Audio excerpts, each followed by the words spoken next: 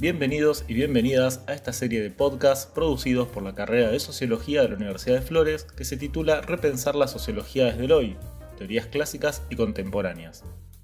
A lo largo de sus diversas emisiones estaremos abordando algunas de las perspectivas teóricas más influyentes en el campo de la sociología desde su periodo fundacional hasta nuestra actualidad. El objetivo es dar a conocer un conjunto de autores y autoras fundamentales en la historia de la disciplina, cuyo conocimiento resulta vital para quien se interese por el aprendizaje y el empleo del lenguaje sociológico. Específicamente, interesa preguntar, de manera introductoria, los componentes principales de sus marcos categoriales, reflexionando sobre su vigencia para comprender nuestra actualidad y examinando las críticas y los intentos de revisión teórica efectuados en los últimos años. Producen Pedro Giordano, Micaela Ciardielo, Julieta Gómez Celis y Gastón Becerra. Estamos con Sergio Pignoli Ocampo, que es doctor en Ciencias Sociales, es investigador adjunto del CONICET, es docente de la materia Niklas Luhmann y la Sociología de la Modernidad en la carrera de Sociología de la Universidad de Buenos Aires y es el editor asociado de la revista Cinta de Moebius, que es una revista especializada en teorías de sistemas, así que le damos la bienvenida a Sergio y le agradecemos obviamente la predisposición y las ganas de venir a charlar con nosotros acerca de la relevancia de la obra de Niklas Luhmann. Bueno, muchas gracias a ustedes por la invitación, chicos. La verdad que estoy con ganas de charlar un poco de Luhmann, así que vamos. Bueno, bienvenido Sergio, muchas gracias. Estaremos charlando sobre la teoría sistémica de Niklas Luhmann, así que muchas gracias por aceptar nuestra invitación. Bien, vamos a comenzar una pregunta bien general. ¿Cuál es la relevancia de Niklas Luhmann para el pensamiento sociológico? Es una pregunta capciosa esa, es la que de todas las que vamos a charlar, la que menos me gustó, es la más incómoda. Es difícil hablar de la relevancia, pero si tuviera que dar una respuesta concisa, diría que tiene la misma relevancia que es la que tiene cualquier otro clásico en la historia del pensamiento sociológico. Constituye, reorganiza las discusiones del campo. Propone una serie de definiciones entre las cuales está la unidad de análisis, el alcance de la disciplina y propone prácticamente a todas las corrientes, programas de investigación y posiciones consolidadas dentro del campo, ya sea en el campo europeo, en el campo estadounidense o incluso en algunos casos para debates latinoamericanos, una serie de hipótesis novedosas que es más productivo incorporarlas al debate que omitirlas. Eso mismo se puede decir respecto de cualquier otro autor importante que uno tenga en cuenta en la historia de la sociología. Así que esa es la relevancia: constituir, reorganizar y proponer las discusiones del campo bajo una nueva clave de discusión. En este caso, la teoría de sistemas. Por ejemplo, la discusión de Luhmann contra la teoría de la acción. La propuesta de Luhmann consiste en correr el eje de dónde empezaría o dónde empieza lo social. La teoría de la acción, por términos, si quieren, paradigmáticos o estándar, digamos, la teoría de la acción estándar, tiene en el actor, en algunas versiones en el agente, en otras versiones en el sujeto y en otras en el individuo, el punto de origen de todo lo que va a tener que ver con las relaciones sociales. O sea, las relaciones sociales son lo que los individuos hacen con los demás. Un punto de partida muy razonable, por supuesto, cualquiera en su sano juicio no tendría mucho que objetar a eso, ¿no? Necesitas otro tipo de planteo para que eso que es tan factible, tan razonable, tan concreto si querés, se pueda invertir o modificar, no solo por el hecho de modificarlo y lo divertido que puede ser modificar algo, sino para que se pueda ver el objeto de una manera distinta. Y la propuesta de Luhmann, que tuvo varias, pero una de las más extendidas, digamos, y más eficientes en esta operación de empezar a ver las cosas de un modo diferente, fue su elaboración del concepto de comunicación. No es un concepto que haya acuñado tempranamente, más bien en la mitad de su carrera académica, donde Luhmann da un giro comunicativo, y en lugar de poner en el punto de partida en los individuos y la manera en la cual las personas nos relacionamos en nuestra vida, entre nosotros, con las instituciones, con las grandes dependencias de la economía, de la política y demás, corre el eje y en lugar de observar cómo las personas nos vinculamos entre nosotros, empieza a ver la productividad que tiene observar a la comunicación en la cual las personas nos conectamos respecto de los principales temas y los principales problemas que tienen que ver con la agenda social y el mundo social. Entonces, en lugar de ver el individuo y cómo nos relacionamos los individuos entre nosotros, comenzamos a ver cómo se relacionan las comunicaciones entre ellas para organizar formas de sentido y formas de tener una dinámica y de organizarse en el tiempo, donde el lugar del individuo, sin ser totalmente erradicado, digamos, de la sociología, comienza a ser menos importante a la hora de ver la eficacia comunicativa que tiene la economía, la política y el conjunto de las relaciones del mundo social. Ahí tenés un ejemplo concreto, entiendo, de cómo empezar a ver las cosas diferentes y por qué observar la relación entre las comunicaciones genera un objeto de investigación, un objeto sociológico, una manera de hacer diagnósticos sociales distinta, más amplia, más precisa, que si tomáramos como punto de partida al individuo, a los actores y al punto de partida individualista, si quieren, en términos generales. Bien, me gustaría aprovechar esta primera intervención para que nos hables de un tema clásico, que es justamente el tema de los clásicos, ¿sí? Es bien sabido que los clásicos de la sociología son la tríada de padres fundadores. Nadie hoy en día puede llegar a dudar que Marx, Weber y Durkheim están en el panteón de los clásicos y sus aportes al pensamiento sociológico básicamente forman parte de cualquier intento por avanzar en el estudio de la sociología. Me gustaría conocer tu opinión sobre, bueno, qué significa ser un clásico, cuál es el aporte que le legan los clásicos al pensamiento del presente y por qué Luhmann, o que nos especifique un poco más, por qué Luhmann tendría su lugar dentro del pensamiento clásico. Bien, lo que yo me refería antes a Luhmann en términos de clásicos es más una definición propia, es mucho más divertida la definición que da Luhmann de clásico. Luhmann, cuando habla de clásico, en realidad se sitúa en un horizonte de discusión un poco más problemático de lo que es el clásico en la actualidad, o lo que nosotros hoy en día, digamos, cuando damos clase, o cuando vamos a congresos, o cuando charlamos o entre colegas o entre estudiantes, es distinto del concepto de clásico y del problema de los clásicos que Luhmann se enfrentó cuando desarrolló su idea de clásico. Hoy es más bien un supuesto la idea de clásico, y cuando Luhmann la discutía era un problema.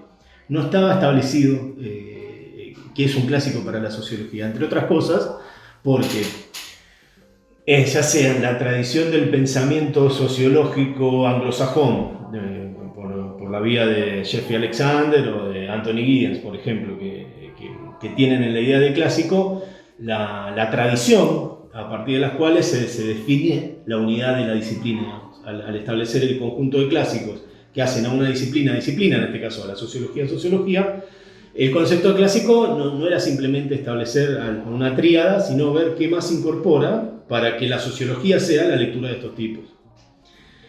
Por otro lado, estaba la corriente más, si querés, más que tenía Luhmann más cerca, que era la discusión alemana, digamos, de los círculos de la República Federal.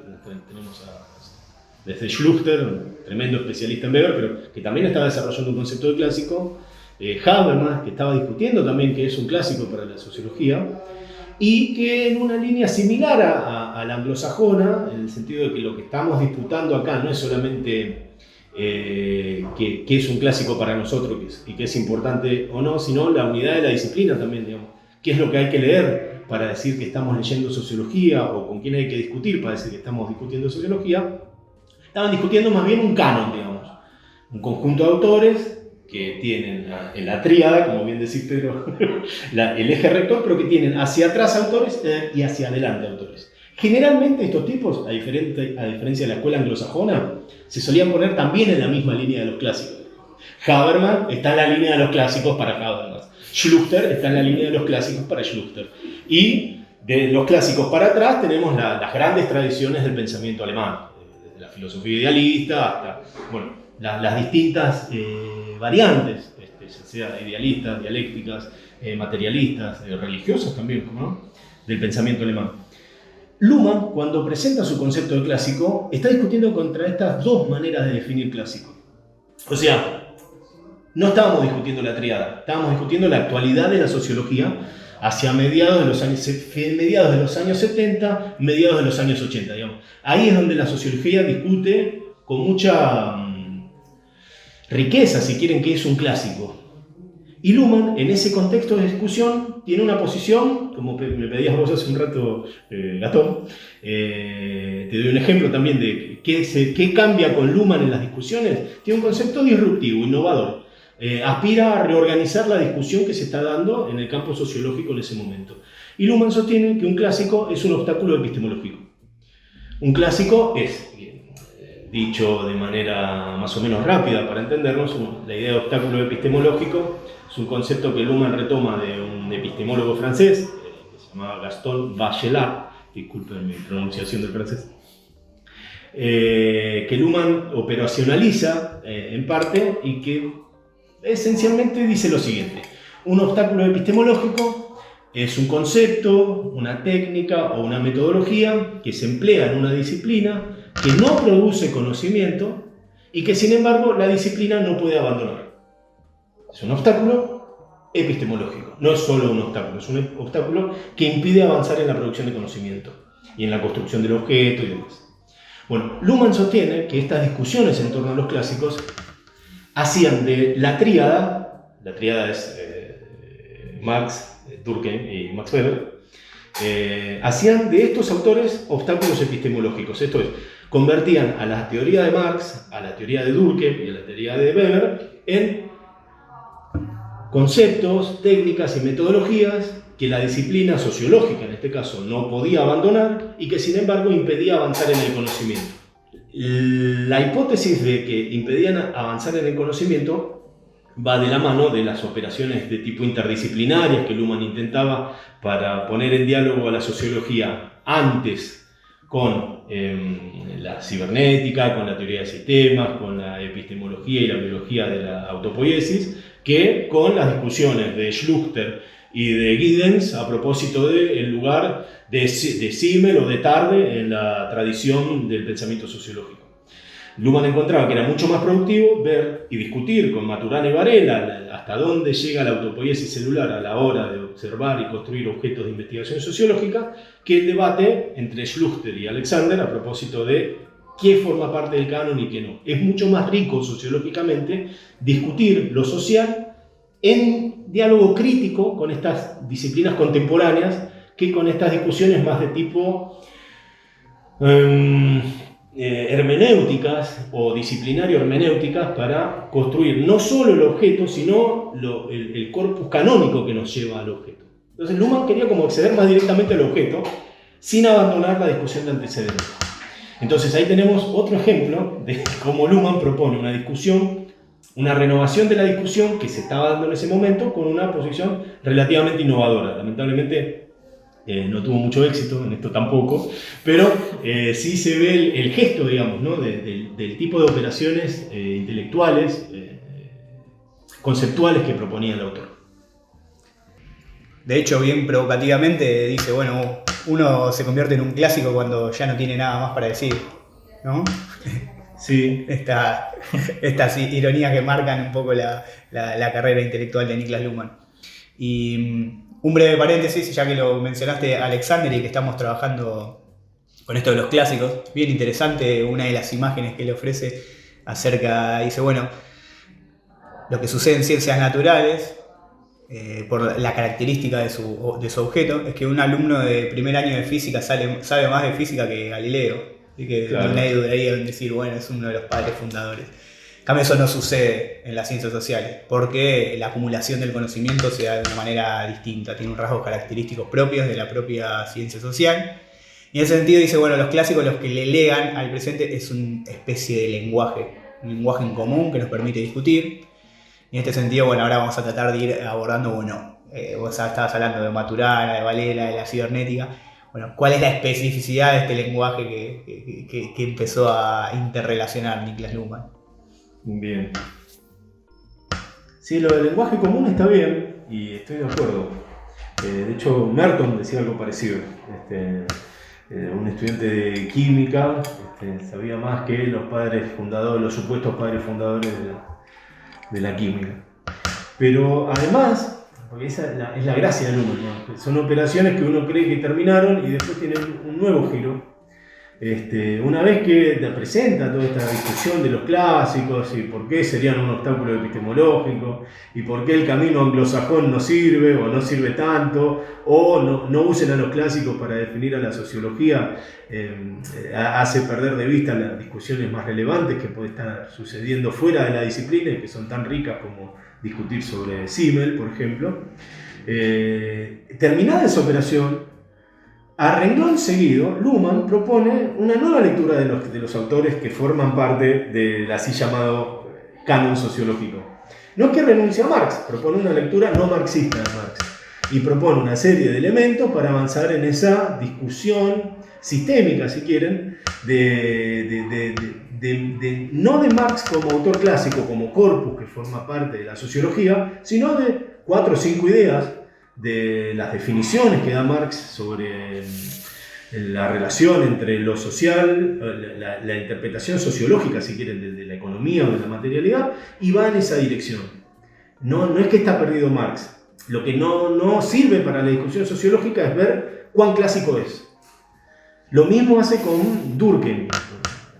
Tiene un prólogo muy interesante, Luhmann, a la división del trabajo, a la traducción alemana de la división del trabajo social, que es muy novedosa, sobre la relación entre moral y valores y la discusión que él ve, que Durkheim propondría, que tendría relevancia para la sociología de la moral, sobre las operaciones que se hacen desde la moral para moralizar los valores, poniendo en discusión al valor a los valores de la sociedad o los valores sociales como algo intrínsecamente moral, sino que la moralización es una operación adicional que está relacionada con los valores. Bueno, eso está en las formas en las cuales Luhmann discute a Durkheim. No, acá no hay Maturana y Varela, hay una discusión sistémica de Durkheim. Y lo mismo con Weber, a propósito de cómo encarar el problema del sentido para, teniendo un diagnóstico crítico sobre la modernidad, ¿por qué no? O una interpretación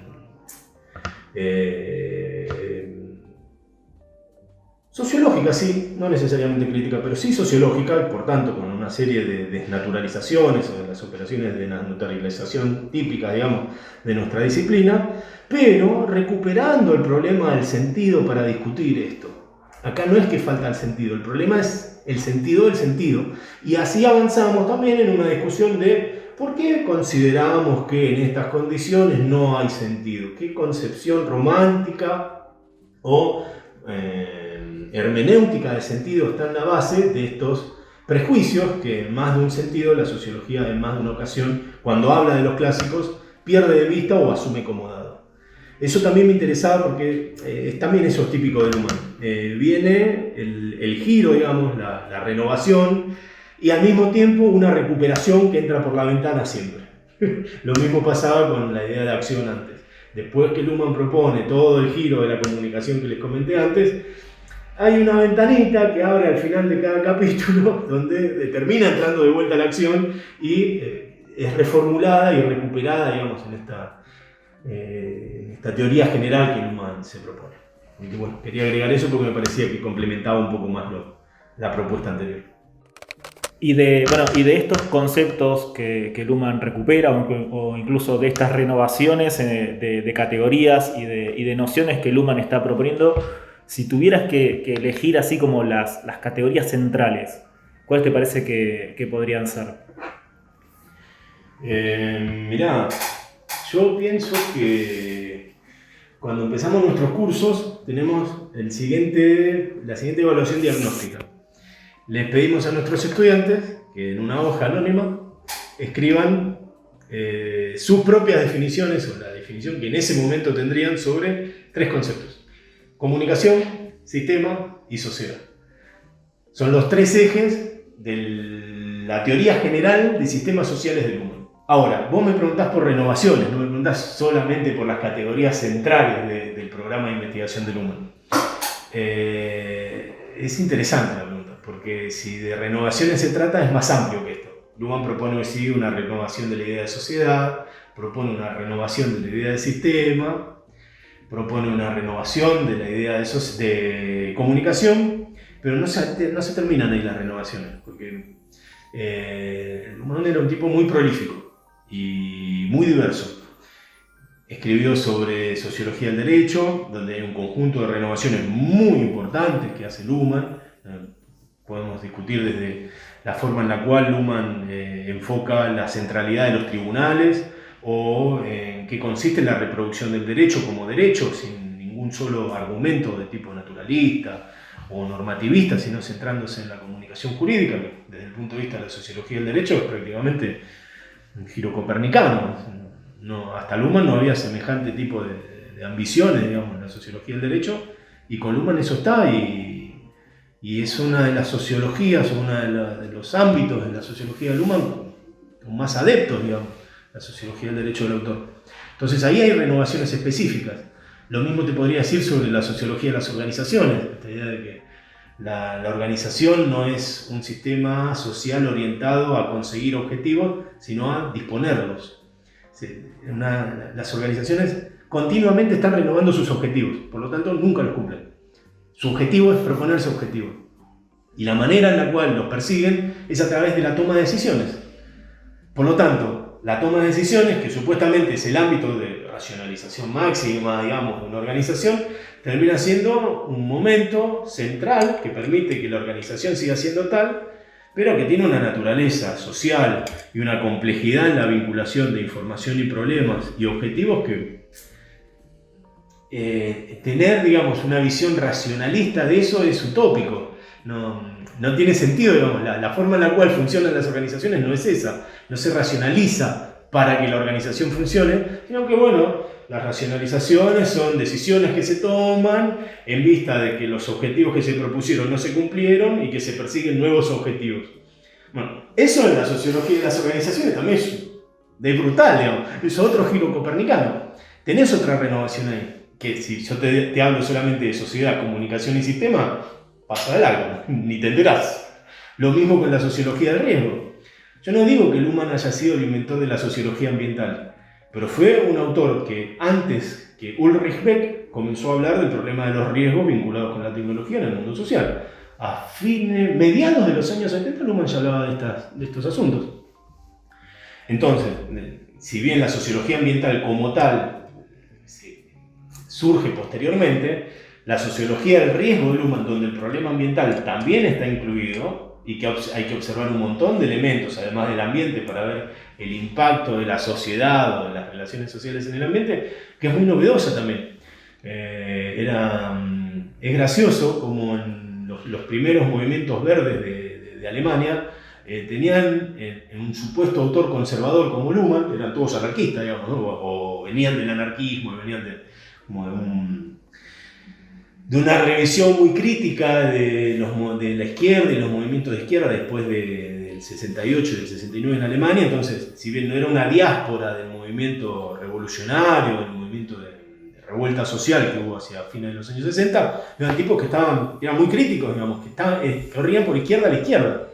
Y esos tipos tienen una apropiación temprana de Luhmann muy útil. Encontraban en Luhmann un montón de elementos que les permitía proseguir con su línea de crítica social en el marco, ahora ya no de la reivindicación de la revolución, sino de la reivindicación de la justicia ambiental. Y eso pasa a principios de los años 80, mientras, no sé, el mainstream sociológico, no solo alemán, tildaba a Luhmann de conservador, como que Durruti o bueno, el anarquismo español duro reivindicar a un autor que se supone conservador, ¿no? Es ese tipo de gesto que se da en estas operaciones, como les decía, que hace Luhmann. Entonces ahí también tenés una renovación. Es difícil, es probablemente lo que más aspiró a hacer Luhmann, a elaborar renovaciones de los campos en los que se metía.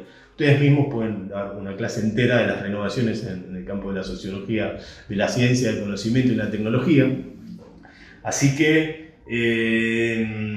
haría una suerte de casuística, iría a qué campo te interesa y te diría qué renovaciones propuso Luhmann y en qué momentos. Esa sería mi respuesta concreta. Bien, aprovechemos esto bueno, hablaste de su sociología del riesgo, su sociología de la ecología, del riesgo ambiental, sobre todo, un tema muy actual. Nos hablaste del derecho, podríamos sumarle sus estudios sobre la economía, sus estudios sobre la política, sus estudios sobre la ciencia, sobre los distintos sistemas. Me gustaría que nos presentes de manera concisa, que nos empiece a presentar qué significa esto de su tesis, su diagnóstico sobre lo propio de la sociedad moderna. Una discusión clásica, ya que estábamos hablando de los clásicos, y observar a la sociedad como una sociedad funcionalmente diferenciada. ¿Y cuáles son las implicancias de esta tesis en decir, bueno, en la actualidad la sociedad carece de centro? Bien, sí, es una de las frases de cabecera, digamos. Creo que no hay texto de Luhmann donde no se diga lo siguiente: lo propio de la sociedad moderna es la forma primaria de diferenciación funcional. Y parece que eso resolviera todo. ¿Qué significa eso? Bueno, hay una manera, si quieren, weberiana de encarrilar esto y hablar de la eclosión de esferas de sentido. Y ya hay, digamos, antecedentes de sociologías que pierden el centro, digamos, o que hacen de la pérdida del centro un diagnóstico. Eso está presente en Luhmann. Pero a mí también me gusta subrayar que no es que no hay centros solamente, hay muchos centros, porque cada uno de los sistemas funcionales, la economía, el derecho, la política, la ciencia, tiene sus propios centros. Y así como no hay un solo centro, sí hay muchos centros. Y hay un enfoque sociológico de la manera en la cual se elaboran las centralidades y se desmontan las centralidades. Ese me parece que es el núcleo de la hipótesis del acentrismo de la sociedad moderna. Esto es que una sociedad sin centro es una sociedad que es capaz de descomponer y recomponer de manera permanente las maneras en las cuales crea sus propios centros funcionales. Y en eso a veces ayuda la sociología de las organizaciones de Luhmann, porque en algunas circunstancias, algunos elementos de la teoría de la sociedad, en mi opinión, podría investigarse con más cuidado, digamos, si eso es tan así. Hay elementos como que se derivan a la teoría de las organizaciones. Tanto es así que en el Luhmann tardío, si vos te pones a analizar, mira, tenés lo siguiente. ¿Cuál es la función, digamos, de los tribunales en el sistema del derecho? Centralizan la toma de decisiones. Bien.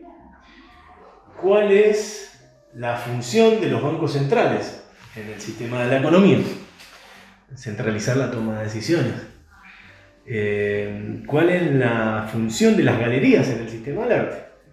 Centralizar la toma de decisiones. ¿Cuál es la función de los centros de investigación en la ciencia de la sociedad? Centralizar la toma de decisiones. Hay una serie de elementos en el Luhmann más tardío que están lentamente llevando el problema de la formación de centros hacia las organizaciones. Muchas de las cuales están relacionadas con el Estado. Banco Central, centros de investigación. Bueno, ni hablar de las dependencias del Estado en el marco del sistema político, ¿no? Eso va de suyo. Habría que ver hacia dónde iba Luhmann con todas estas discusiones sobre la renovación del problema de la centralidad una vez que asumimos que la sociedad es acéntrica y que produce muchos centros y comienza a relacionar el diagnóstico de la generación de muchos centros con las organizaciones, y además hay una operación adicional donde muchas de estas organizaciones tienen referencias o remisiones a los estados nacionales. Entonces, bueno, era como un Luhmann tardío que no sabemos contrafácticamente en términos ciertos hacia dónde iba a derivar, digamos, ¿no? Pero está eso en los materiales. En el Luhmann más tardío está eso. Pero esto que estabas contando acerca de una idea, un modelo de sociedad, que en este caso sería un modelo acéntrico, multicéntrico, no sé cómo por ahí con qué término preferís designarlo, cuál es el término que proponía Luhmann para este diseño de la sociedad. Me hizo acordar un poco a una idea que creo que es de Ippola, que Emilio de Ippola, que él hablaba acerca de dos grandes metáforas de la sociedad, como para que se vea un poco el contexto o la imagen con la que Luhmann está dialogando.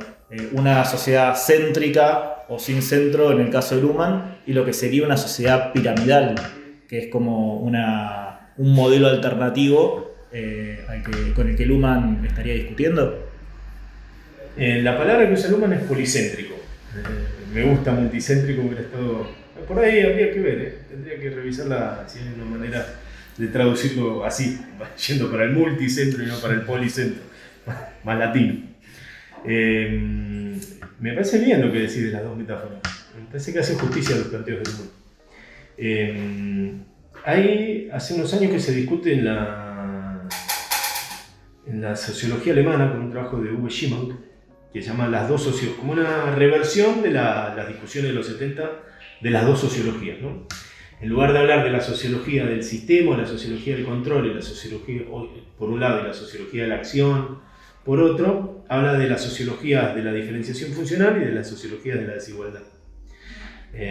Injustamente pone a Luhmann del lado de la sociología de la diferenciación funcional y sostiene que los modelos estratificados, donde los modelos piramidales, digamos, formarían parte, participarían de la metáfora central de las sociologías de la desigualdad, donde en realidad no se trata de que haya centros funcionales, sino que haya centros de acumulación, por ejemplo, de capital económico o de capital político, por ejemplo. Es decir, tiene sentido hablar de una pirámide en ese sentido, en esa dirección. Pero lo cierto es que Luhmann nunca negó esa posibilidad. La diferenciación funcional lo que hace es cambiar las condiciones de la estratificación, pero primero que nunca afirmó que no fuera una sociedad también estratificada, y que al mismo tiempo generara sus propios centros. Esto que te digo de la sociedad estratificada en Luhmann es útil porque, volviendo a lo que hablamos antes de la recuperación de los clásicos, Luhmann se apoya en Marx para sostener esto. Dice que la visión que tenía Marx de la función social de la reproducción del capital era precisamente colocar los procesos de asimetrización de la sociedad, de generación de desigualdades sociales, lógicamente sociales, en términos de la reproducción económica, y no al revés. No son las clases nobiliarias, por ejemplo, las que establecen las maneras en las cuales se produce, sino que es el modo de producción el que establece las condiciones materiales, si querés, y por tanto sociales y económicas, para que surjan nuevas formas de acumulación de dinero y por tanto de generar condiciones para la reproducción del capital. Luhmann dice que eso Marx lo vio bien. Lo único que no completó fue ver que eso se estaba produciendo más allá de la economía. También se producía en el sistema del derecho, en el sistema de la política y en el conjunto de los sistemas funcionales. Por lo tanto, ahí tenés una recuperación no clásica del legado de Marx. Ver en la diferenciación funcional una premisa para las condiciones de la estratificación. Por lo tanto, para el surgimiento de pirámides y por lo tanto, para la manera en la cual se establecen capas con distinto acceso a los recursos sociales.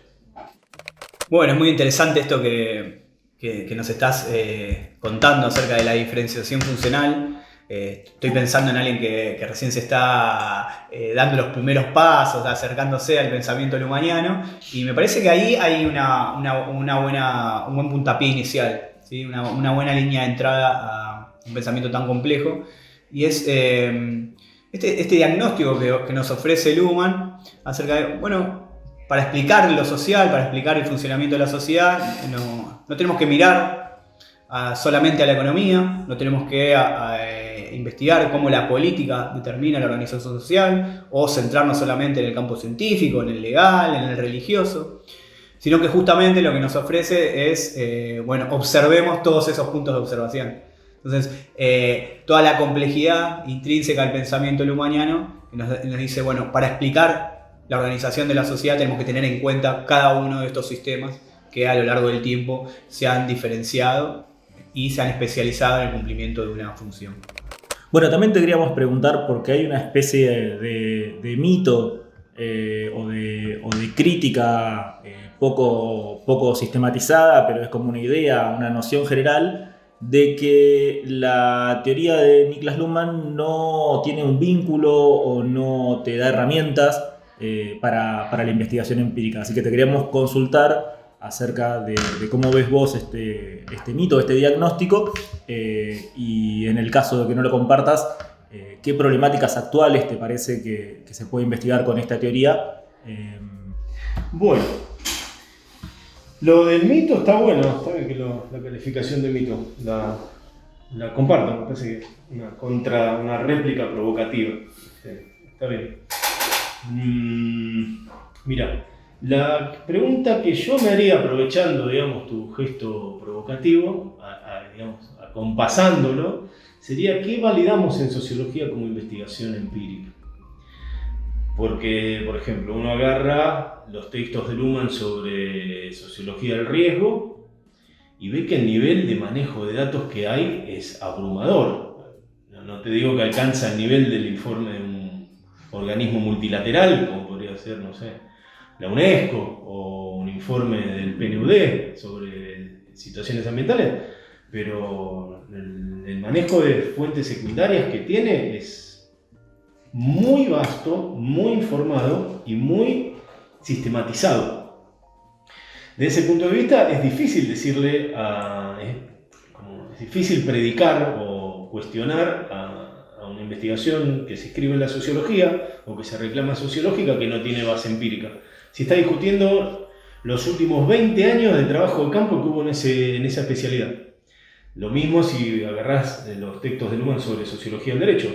El manejo que tiene Luhmann sobre... Ahí es todavía más alevoso. Maneja jurisprudencia, maneja casuística, maneja casos, maneja discusión de teoría del derecho, discusión de criterios jurídicos, discusión de filosofía del derecho, pero no en un sentido conceptual. Es un sentido abstracto, informado. Un manejo nuevamente de un volumen de datos, de investigaciones empíricas, de publicaciones sobre los temas, que es formidable y envidiable.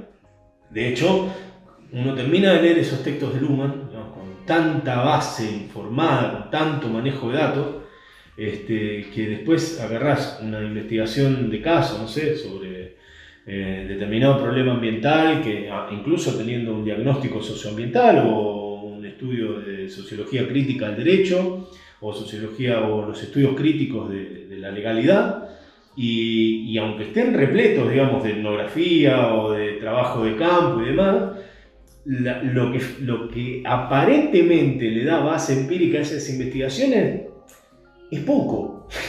Es poco en comparación con la sistematización de datos que logra Luhmann en sus investigaciones. Por lo tanto, hay un aspecto que uno puede comenzar a cuestionar, que no tiene que ver con las técnicas de investigación o los diseños de investigación y las maneras en las cuales se recolectan datos, se ponderan datos, se organiza la base de datos, se analizan datos y se sacan conclusiones, sino qué cantidad de datos es necesario sistematizar para decir que algo es empírico o no, porque yo no podría aceptar nunca, no solo de Luhmann, sino de cualquier investigación que tenga ese manejo de... Nunca escuché, por ejemplo, que a un estudio, una investigación del PNUD o una publicación del PNUD se le diga que es poco empírica, ¿sí? Está llena de datos.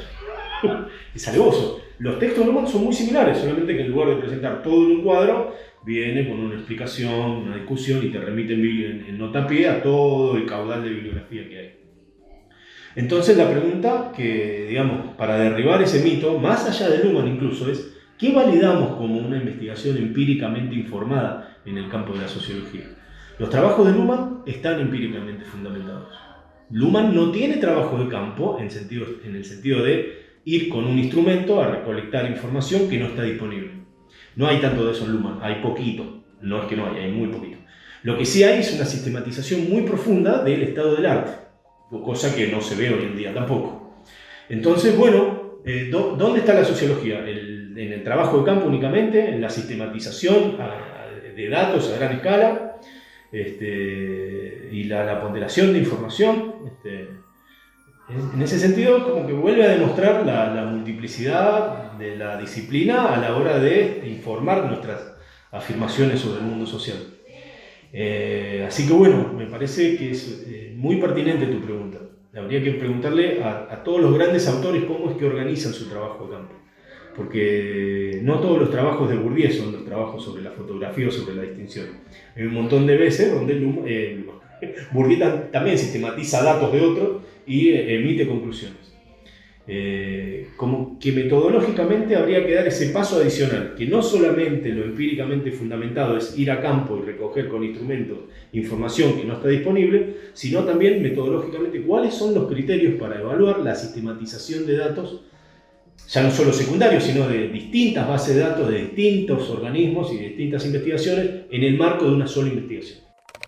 Pero también retomando un poco esta discusión, hay otros autores que, por ejemplo, proponen que a esta crítica de que la teoría de Luhmann no ofrece herramientas metodológicas para la investigación empírica, simplemente responden diciendo que, bueno, también se trata de una teoría que tiene varios niveles de generalidad, varios niveles de abstracción, y que eso no la hace necesariamente antitética de un diseño metodológico particular, sino que incluso a veces todo lo contrario, es una teoría que es capaz de maridar bien, de conectar bien con algún diseño metodológico en particular, pero que además no solamente se reduce a una técnica de recolección y de presentación de los datos, una convención de presentación de los datos, sino que aparte tiene, o por lo menos guía con su armado conceptual, guía preguntas, guía maneras de interpretar, guía maneras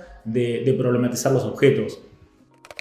Bien, luego esta defensa de la pertinencia de la teoría luhmanniana para efectuar análisis empíricos, ¿qué problemáticas podemos pensar de la actualidad desde el marco categorial de Niklas Luhmann? Mira, hay cosas que Luhmann ya dejó planteadas. La cuestión del riesgo es claramente muy aplicable. El análisis de las organizaciones también. Digamos, el esfuerzo que hay que hacer es ver el ajuste conceptual. En todo caso, reinterpretación crítica, ha llegado el caso de los materiales que dejó Luhmann. Pero más allá de lo que, ni hablar de la sociología del derecho, de la sociología de la ciencia, probablemente no haya otro aporte a la sociología de la sociedad de este nivel, digamos, de que Luhmann escribió. Así que si esos siguen siendo problemas sociológicos clásicos, la pertinencia de Luhmann sigue ahí planteada. Pero si la pregunta va más al tema de la agenda pública, hay un montón de investigación que se está desarrollando inspirada en Luhmann, más o menos ortodoxa, más o menos heterodoxa, pero donde se ve el despliegue del potencial de los conceptos, ¿no?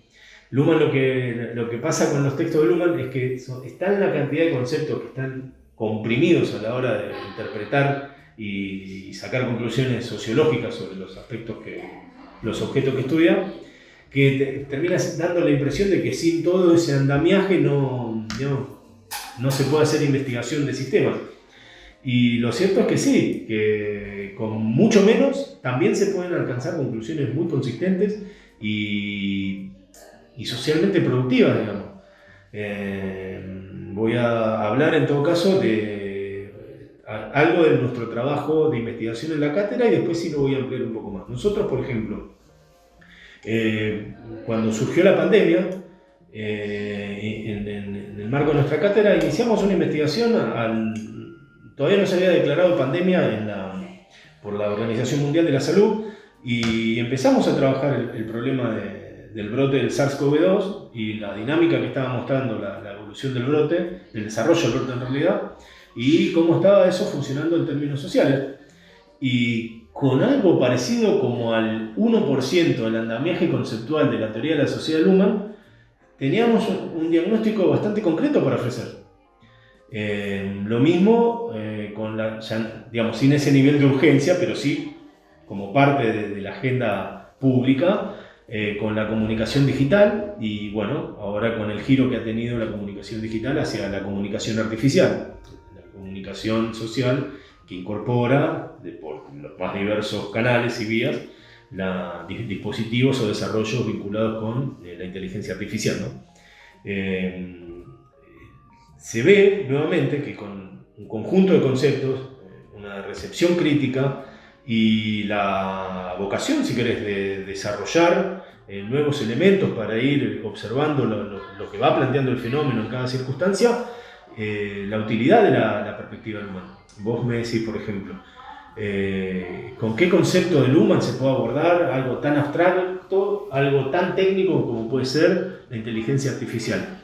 Y yo te diría que con el concepto de comunicación tenés la mitad del problema resuelto.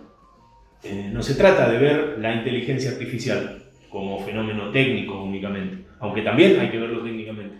Lo que se trata sociológicamente de ver es cómo se incorpora, si es que lo hace, y cuándo lo hace y cómo lo hace, determinados rendimientos de las técnicas o dispositivos que cuentan con inteligencia artificial o que están programados bajo criterio de lo que en el campo tecnológico se denomina inteligencia artificial en la comunicación social.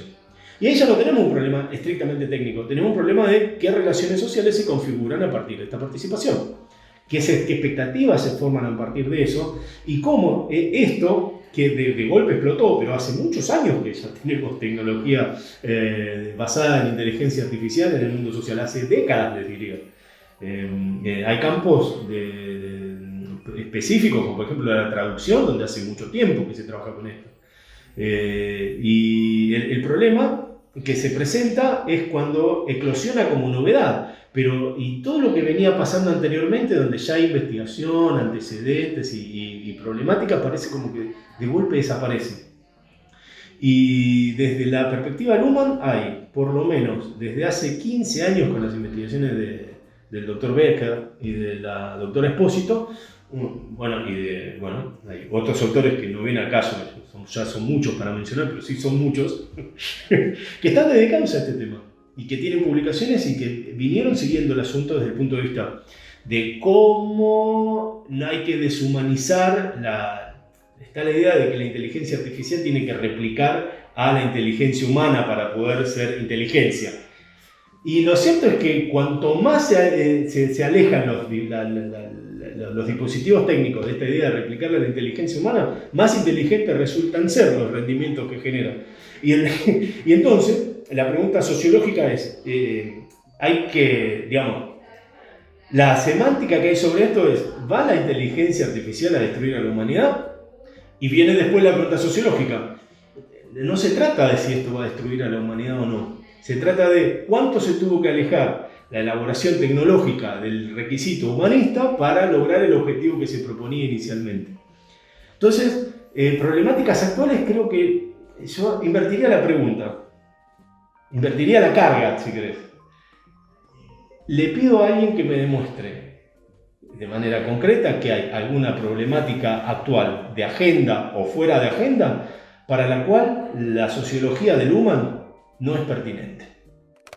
Bueno, Sergio, muchas gracias por este recorrido de carácter general por la obra de Niklas Luhmann. Ahora nos gustaría hacer una pregunta más personal, en principio, que es la de que nos cuentes vos, como persona, como estudiante, en un principio, cómo llegaste a Luhmann, cómo te acercaste, por qué te interesaste en su pensamiento, hasta obviamente convertirte en un experto, cuál fue esas inquietudes iniciales. Y luego, pensando en ese Sergio estudiante, que le recomiendes a alguien que recién se está acercando a la lectura, a una lectura compleja, como la de este sociólogo alemán, ¿por dónde comenzar a leerlo? Bueno, llegué a Luhmann bastante temprano. Tuve la suerte de participar en un grupo de lectura de la filosofía de Hegel, donde nos mezclábamos estudiantes de distintos niveles de la carrera. Yo estaba entre los principiantes, pero había compañeros y compañeras que estaban en la mitad de la carrera y otros que estaban terminando. Estuvo bueno, fue una experiencia genial. Y los que estaban en el medio, no los que estaban adelante tampoco, los que estaban en el medio, decían que en la materia sociología sistemática, un profesor recomendaba y daba una clase magnífica de un autor nuevo que no se conocía mucho, que se llamaba Niklas Luhmann. Igual nuestro grupo de estudios se siguió dedicando a Hegel, pero me quedó ahí la referencia. Entonces, de casualidad, conseguí en esa época no eran baratos los apuntes, conseguí de casualidad la fotocopia de la Sociología Sistemática de Dípola y había un textito de Luhmann llamado El concepto de sociedad. Y me pasó que no entendía absolutamente nada y sin embargo era lógico que no entendiera nada. Y sin embargo, pero había maneras y maneras de no entender nada. No entendí nada la manera de la lectura de Kant, por ejemplo, la lectura de alguna de las dialécticas más complicadas, ¿no? de la lógica de Hegel. La dialéctica de ser, nada, devenir, no era la misma manera de no entender que esto que me pasaba con los textos de este autor nuevo, Niklas Luhmann. Entonces, pese a no entender nada, no me desinteresé.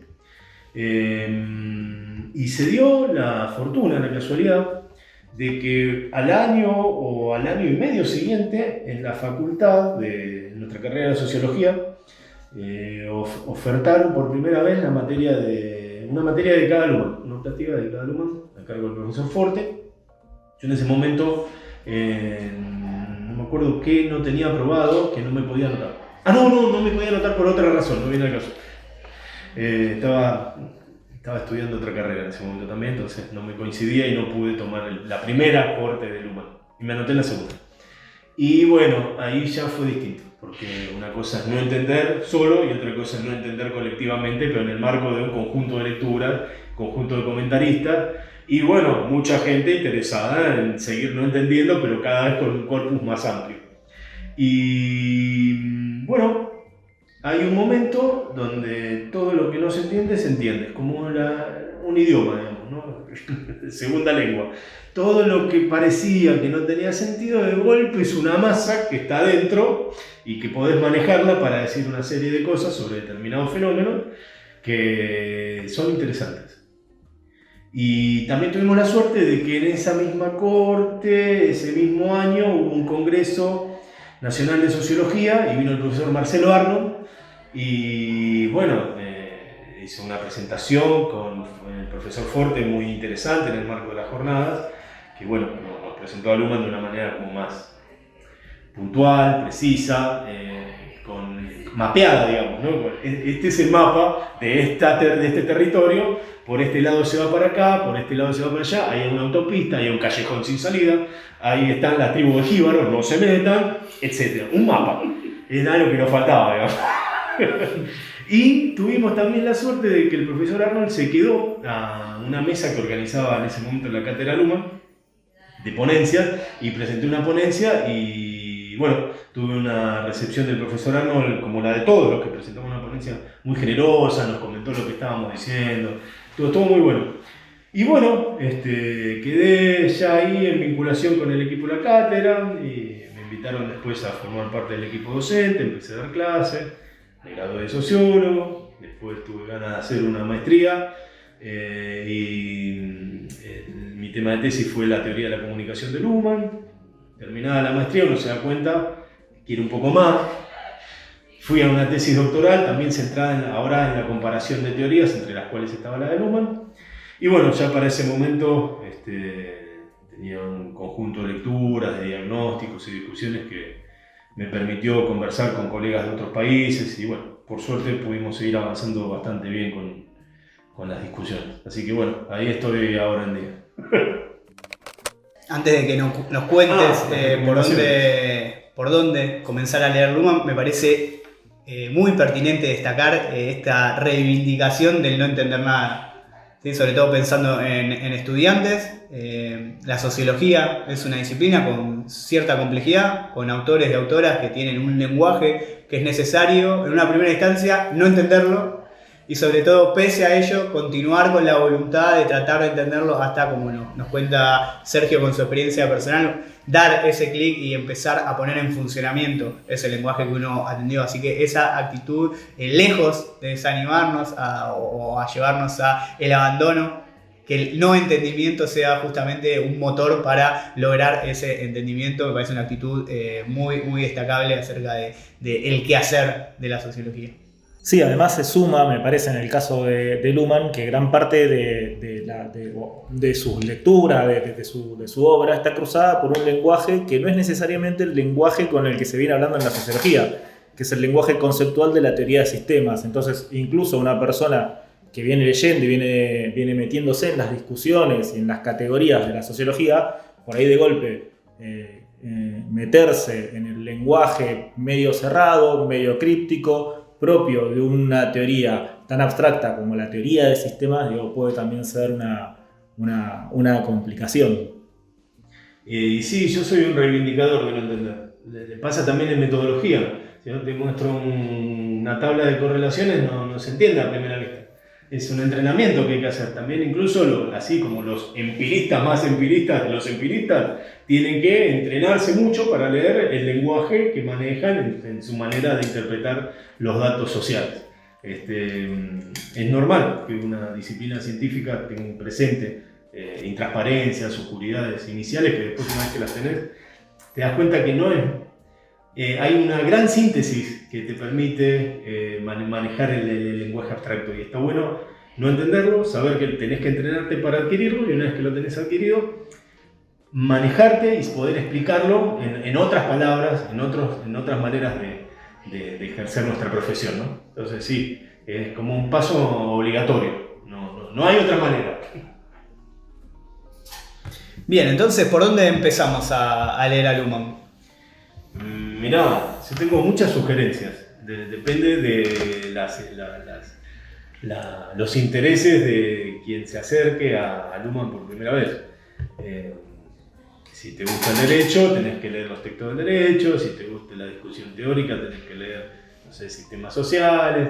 Si te gustan las discusiones más centradas en diagnósticos de la sociedad, tenés que leer la teoría de la sociedad, la sociedad de la sociedad. Pero, así como hay recomendaciones específicas, me parece que un buen camino común, que cualquier interesado en la sociología, interesado o interesada, ¿no?, en la sociología puede recorrer sin tanta carga en la mochila, sin tanta oscuridad en los ojos, más bien de día, con la mochila liviana, con un poco de agua y con el camino descendente.